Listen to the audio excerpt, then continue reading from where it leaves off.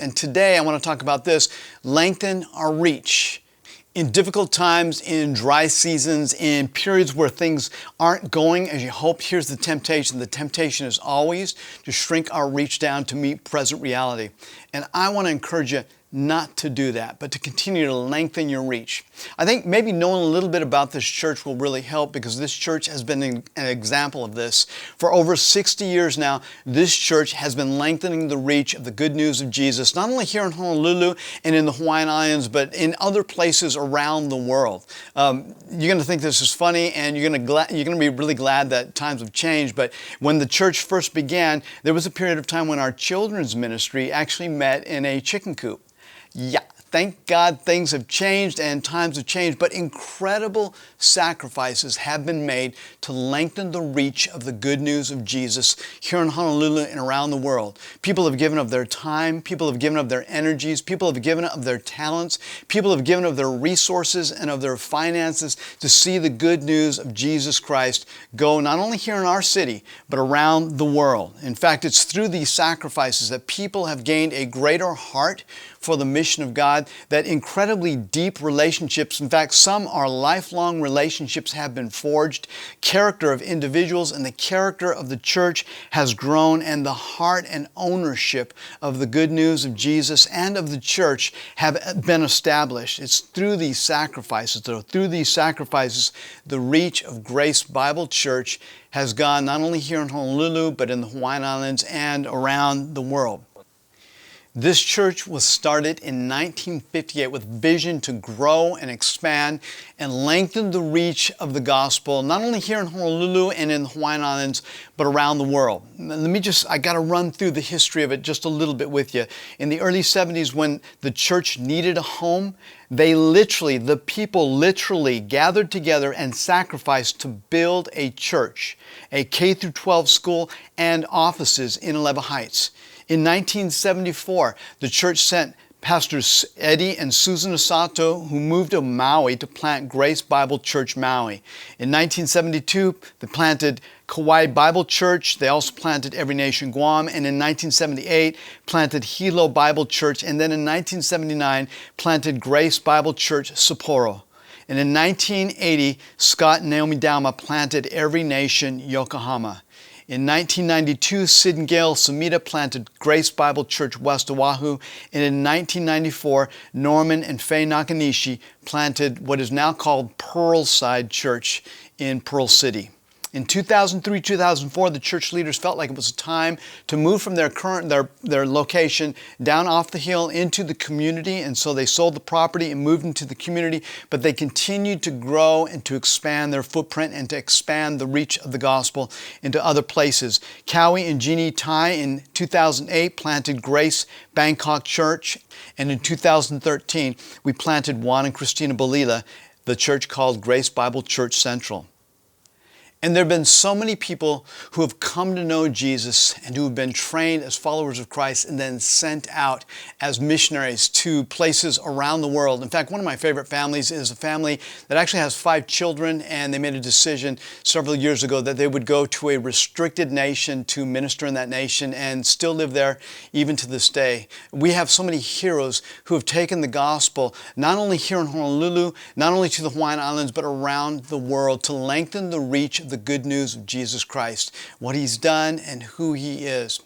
But since the time that the church moved from its place in Alewa Heights into the community, we haven't had a home. For probably about the last 17 years, Grace Honolulu has been without a home. In fact, when I came here in 2010 and became the senior pastor of the church, it's one of the things that I wanted to do was find a home for us so that we could continue growing, expanding, and lengthening our reach in the community here and around the world.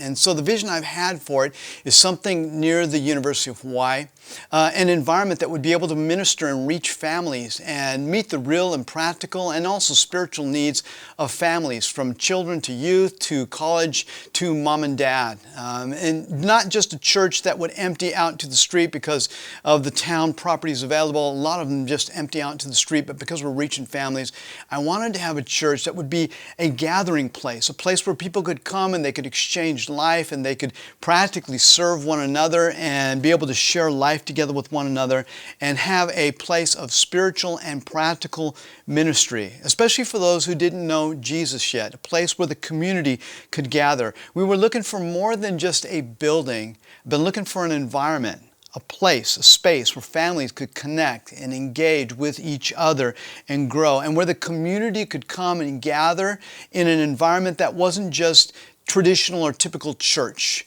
so that again we could expand the footprint of God here in the Hawaiian Islands and around the world, but so that we could enlarge and strengthen and lengthen our reach of the gospel into the community. I envision the ministry and the gospel of Jesus Christ literally spilling out of our church into the community that God has placed us.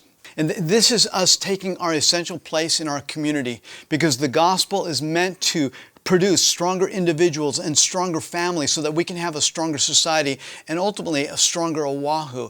The church is essential, and the place of the church that has a footprint is also essential. So at this moment, I feel kind of like the people of Israel. When God had led them to the edge of the land that He had promised to give them, that they were supposed to go in and take possession of, so that they could enlarge the footprint of God, so that they could lengthen their reach, and so that they could build for tomorrow today. I feel like we're standing right at the edge. After 11 years of searching for a place that we knew that God already had for us, I believe the Lord has led us to that place. I believe that He's led us to a home for Grace Honolulu, to the place that He wants us to possess. And together, I believe that we can enter in to receive what God has for us. It's a place where I believe that God can lengthen, and Grace Honolulu can lengthen the reach of the gospel, where we can build for tomorrow today, where we can gather the community, where we can pour forth from this place into the community to make a difference in Honolulu and in Hawaiian Islands and in the world.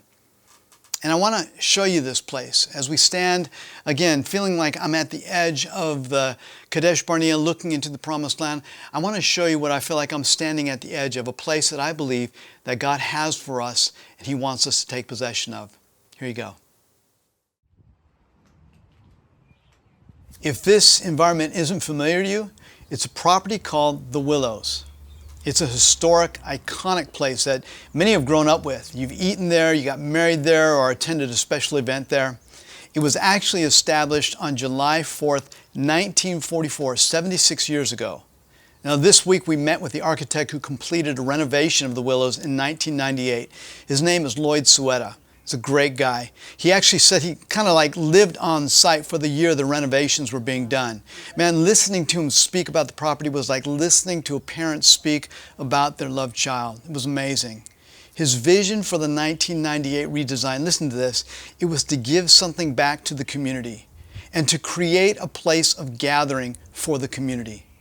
I got to tell you this, I think Mr. Suetta would be so glad to know that we want to purchase this historic, iconic property, not to tear it down and develop over it, but to breathe new life and new purpose into it, and to continue to make a difference in the community through it, to lengthen the reach of the good news of Jesus through it. For the past 60 years, Grace Bible Church Honolulu has been a light to the community in Honolulu and beyond. And look, I believe that this is our next step in continuing to lengthen our reach. I believe that this is the next step for Grace Honolulu to continue building for tomorrow today. I believe it is. And I want to ask you, as I'm asking myself this, what do I know for sure?